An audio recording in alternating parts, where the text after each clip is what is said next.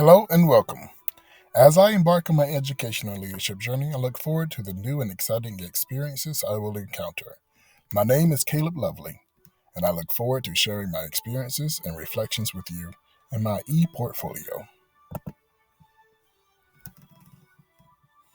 As stated before, my name is Caleb W. Lovely. I am currently a music educator at Warrenton Middle School of Escambia County, located in Pensacola, Florida. I've worked in education for 9 years, and I've loved every minute of it. The daily challenges, the interaction with staff and students, and the ability to see the positive trends of education unfold fuel my passion.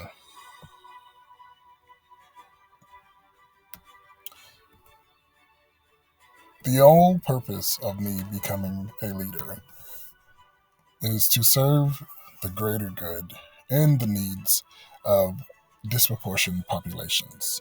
In order to lead, I believe in serving and supporting the role of the team. I revolve my philosophy around servant leadership, which is placing the needs of my team first in order to produce a high quality of work that is more efficient and productive. I believe that all levels of a team should feel respected, appreciated, and valued, especially when it comes to the benefit of students and future leaders.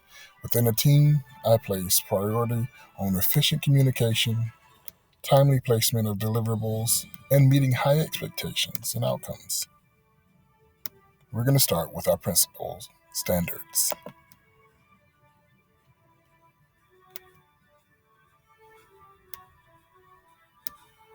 Standard 1 is based on student learning results.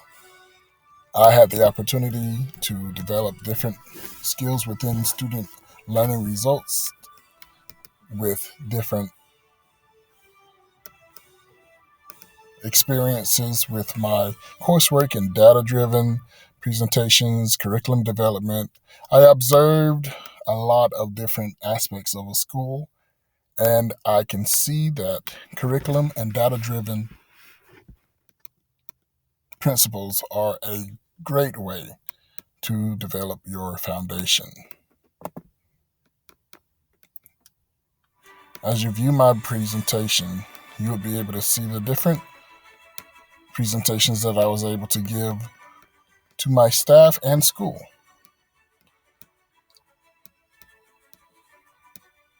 In my data driven presentation, we talked about the school's data when it came to not only academics but behavior.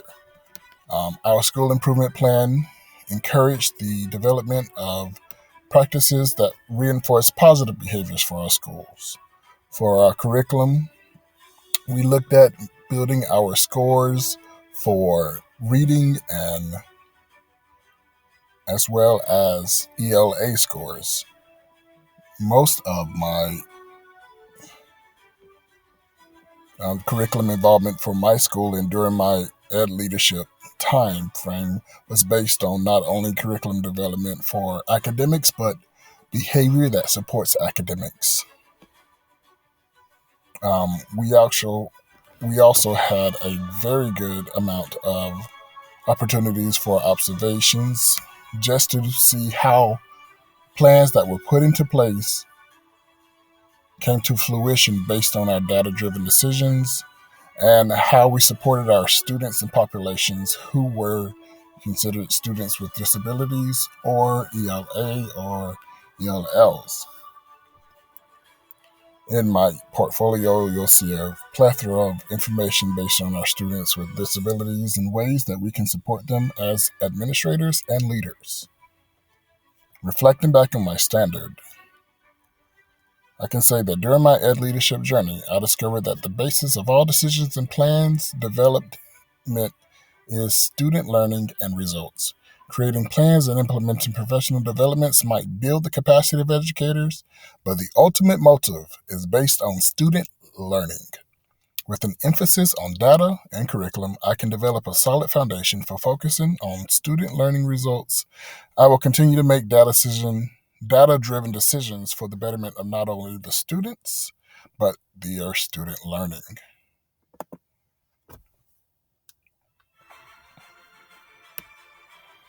Student learning as a priority.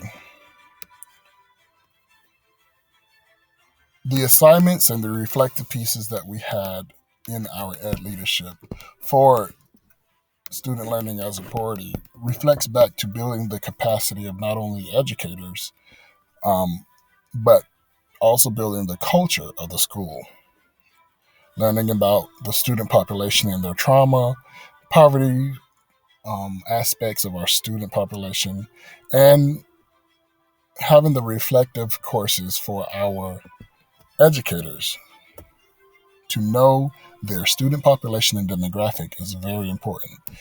Um, Now, again, understanding the human side of developing strategies and school structures better equip me for future decision making.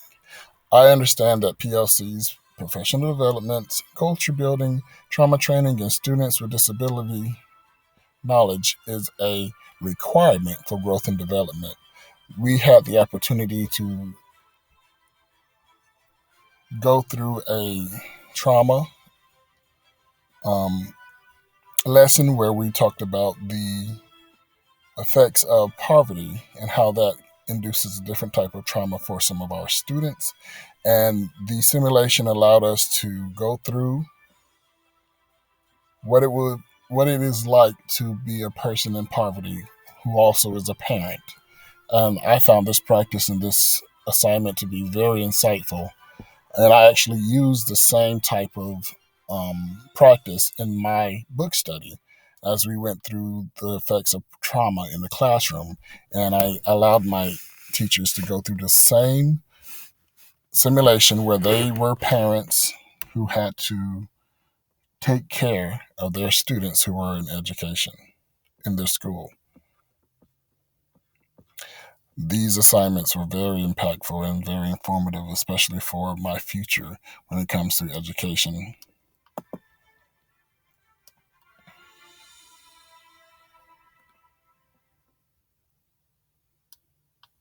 Now, implementing plans. I was able to interview a good bit of education leadership types in my school district. I've looked at authoritarian leaders, inspirational leaders, transformational leaders. We've looked at leaders who were servant leaders and those who um, were very rigid leaders. But in all these aspects, they were able to implement plans, and those plans affected not only the student academics and curriculum, but behaviors and cultures within their schools. I was very excited to see and start developing the plan necessary for my ed leadership journey. I discovered that the implementation of plans is only one act for school administrators. There's an ongoing process that encompasses multiple factions of school operations and student learning. Through interviews and observation, I have seen how intricate details make a big impact on staff, students, and the culture of the school. One of the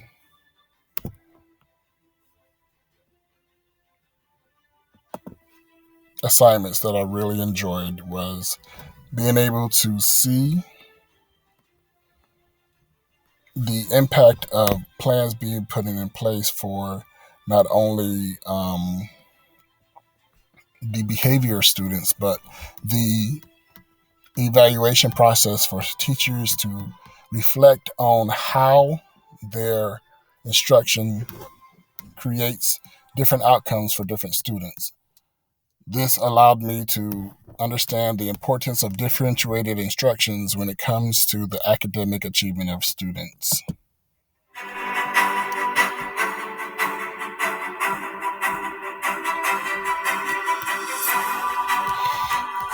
Building the capacity of others to lead in any capacity is what I really was focused on for my ed leadership journey.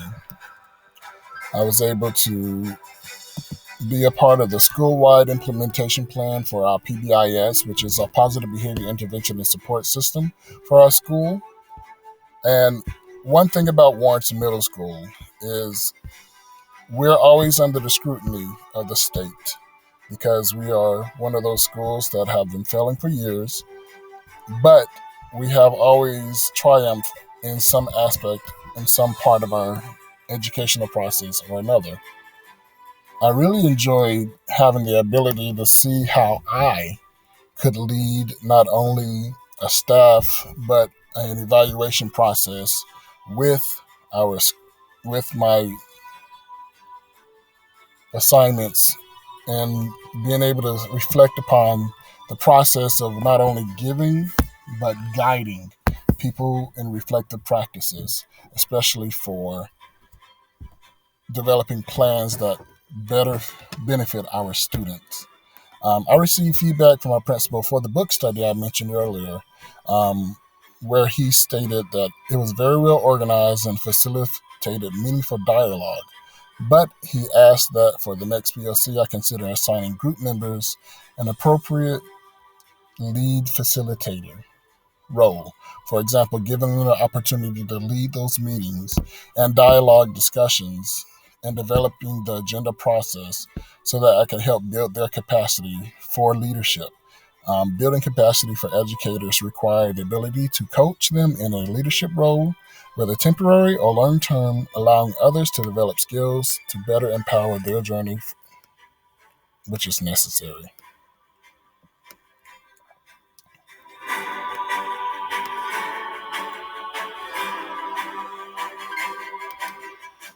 As a music educator, I understand that the learning environment has to be impactful, it has to be encouraging, has to be empowering.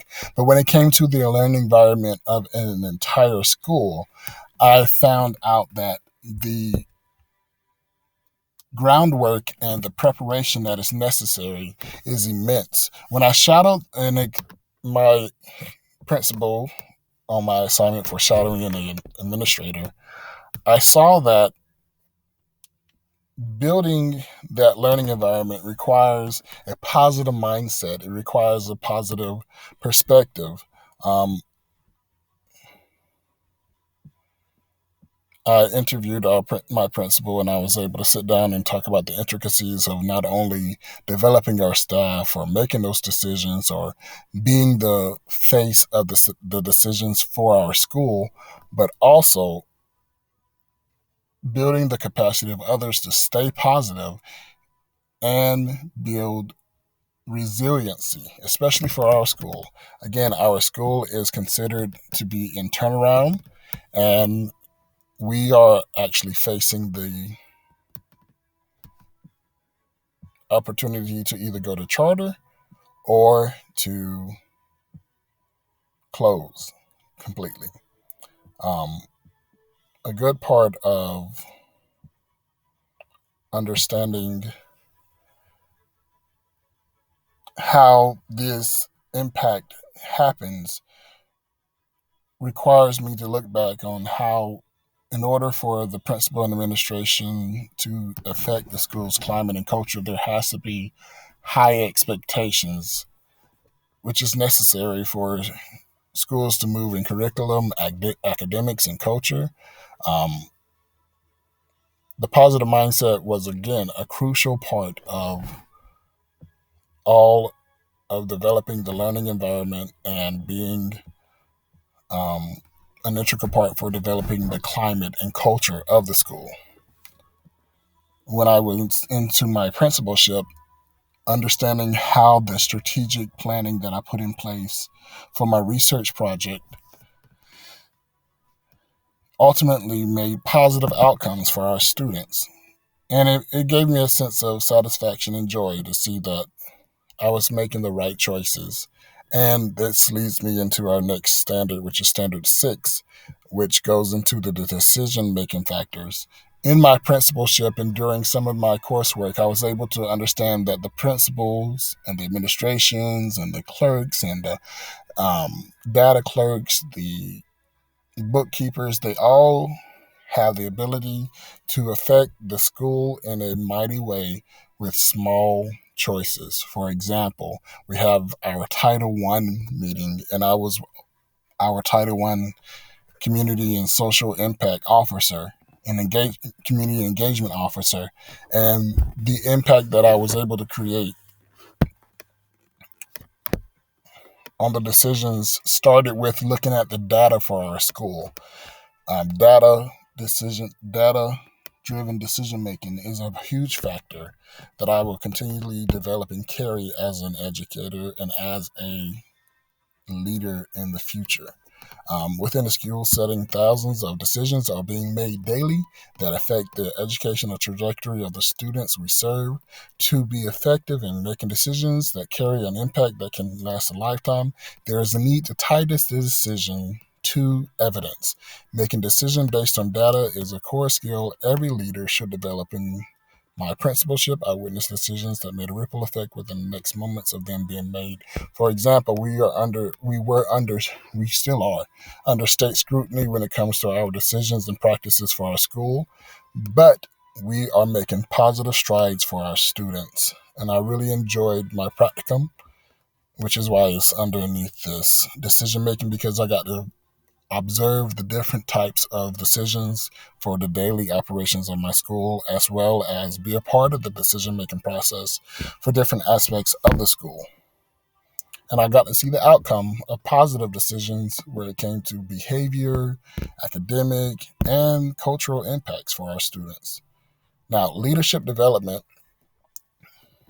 we had plenty of opportunities within our coursework to look at how leaders are developed. We looked at um, a survey that told you your leadership style and how you process information and give out different types of directives and how you delegate as a leader. And I really enjoyed the ability to see um, the leadership practices being put in place.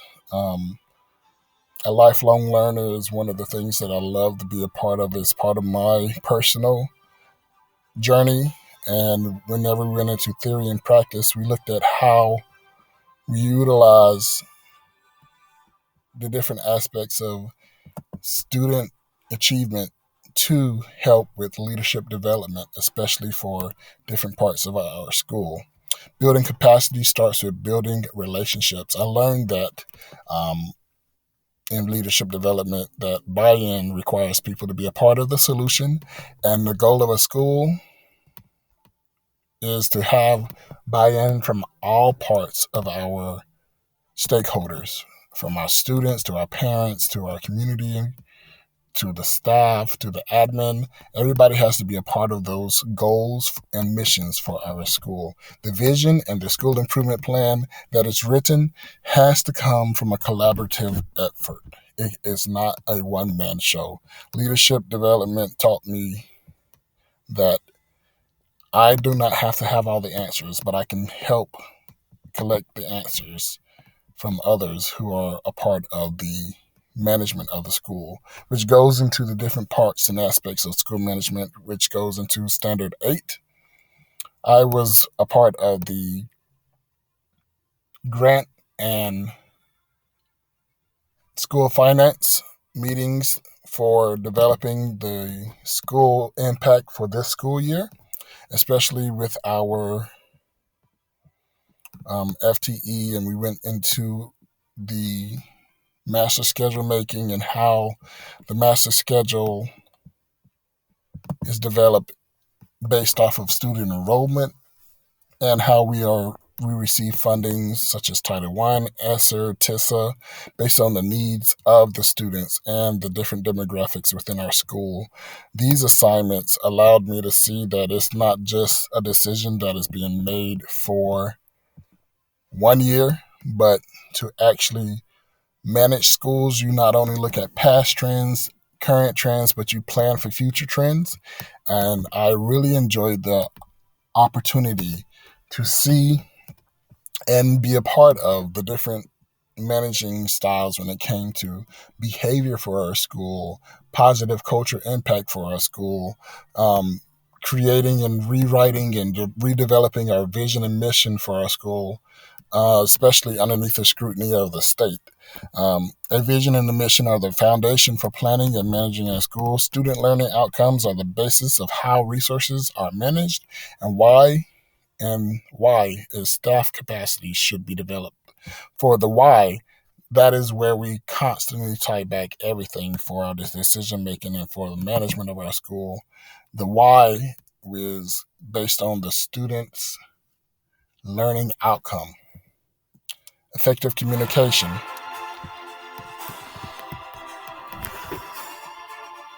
One of my building areas for ed leadership came with knowing and understanding the law and education and the leadership standards that are encompassed in that. As we review different parts of the law in our law and education class, I came around to understanding that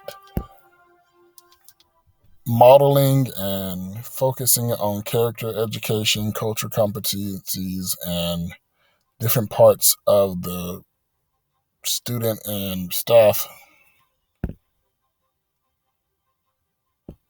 perspective was a big part of creating an ethical and positively moving atmosphere. Communication, again, communication reflects not only a leader's ability to influence, but to be transparent for the betterment of our students and our school. Communication comes in forms of verbal and nonverbal. I now understand the need to be able to give different types of communicating styles, a developing process for my skills. For example, writing emails, creating letters for parents, creating the script for call outs to our stakeholders, being a part of the process for conveying messages, missions, and programs and strategies for our staff, standing with professionalism as we discuss negative parts of our schools, and being able to have those hard conversations in a respectful and professional manner was developed during this session, especially during my principalship when we were looking at some of our deficiencies and creating and building plans with educators and community impact workers so that we can see the betterment of our students' outcome be present. The ability to properly communicate requires knowledge of the different communication styles needed to develop in leaders. From verbal to nonverbal communication must be carefully articulated and focus on progress and goals. The why is a major driving factor for education communication and should be referenced often. At our school, we have a saying that says, every student, every day, whatever it takes. And that is one of our tags that we end when we're talking about different parts of developing strategies and behaving professionally and having those ethics. Have high standards for our staff, not only our staff, but anybody who is associated with our school. Again, our school is always under scrutiny and we are underneath a microscope when it comes to state improvement. And we actually had a breach of ethical behavior from one of our staff members this year. And the way that our administration and the community responded gives me great joy to see that even with negatives, the resiliency factors is constantly being built for our community. The administration put practices in place that help not only alleviate the mental stress from this, but it also allowed people to grow and understand different aspects of what to look out for people who are not performing with ethical behaviors or backgrounds. I enjoyed having the opportunity to sit down with my principal to make these plans for success when it came to developing my leadership style and developing my decision-making project, which went into our behavior for our school and the culture development for our school.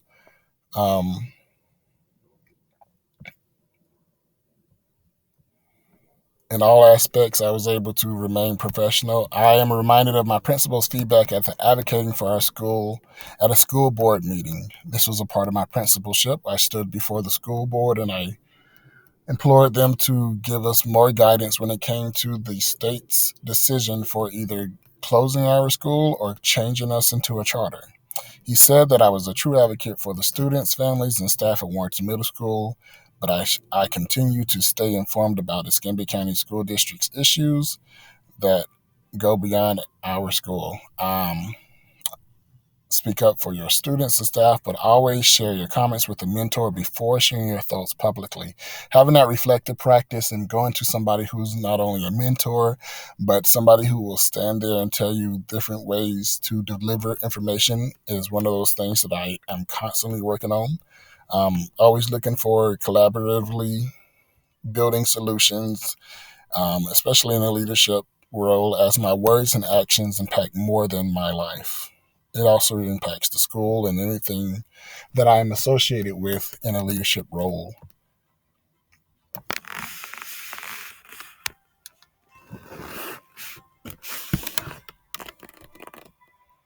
For my action research plan, we looked at how the community and the behavior of our school can be developed and how we can give different needs for our population that we serve, as we serve one of the lowest socioeconomic schools in Escambia County.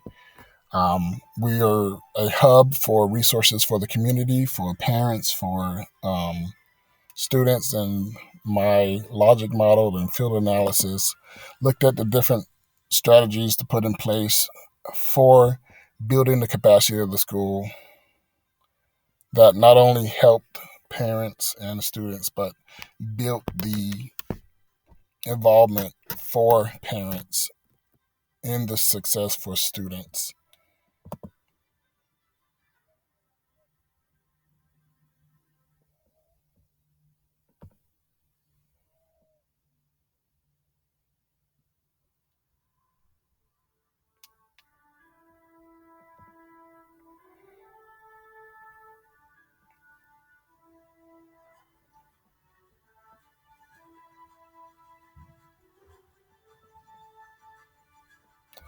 One thing that I really like to emphasize on my principalship was the fact that I was given the opportunity to not only lead, but constantly observe different people in different aspects of leadership within our school.